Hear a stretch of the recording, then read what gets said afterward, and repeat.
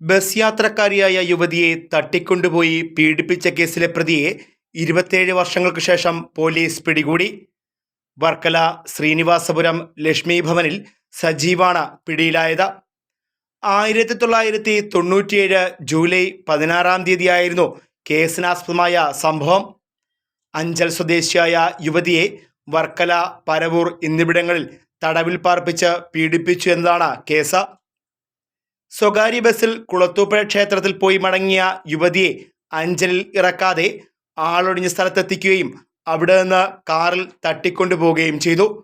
തുടർന്ന് വർക്കല, പരവൂർ എന്നിവിടങ്ങളിൽ വെച്ച് 10ഓളം പേർ ചേർന്ന് പീഡിപ്പിച്ചതായും പരാതിയിൽ പറയുന്നു. സംഭവവുമായി ബന്ധപ്പെട്ട് അന്ന് തന്നെ സജീവനെ അറസ്റ്റ് ചെയ്ത് കോടതിയിൽ ഹാജരാക്കിയിരുന്നു. തുടർന്ന് ജാമ്യത്തിൽ പുറത്തിറങ്ങിയ പ്രതി പിന്നീട് കോടതിയിൽ ഹാജരായില്ല.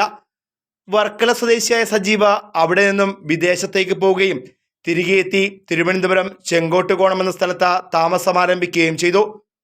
സംഭവത്തിൽ തുടരന്വേഷണം നടത്തിയ പോലീസ് സജീവിന്റെ സഹോദരിയെ ചോദ്യം ചെയ്യുകയും പ്രതി തിരുവനന്തപുരത്ത് താമസിക്കുന്ന കാര്യം മനസ്സിലാക്കുകയും ചെയ്തു.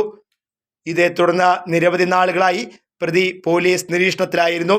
അഞ്ചൽ SHO സാബുവിന്റെ നേതൃത്വത്തിലുള്ള സംഘമാണ് പ്രതിയെ നിരീക്ഷിച്ച് പിടികൂടിയത്. Fox TV news bureau, Anchal.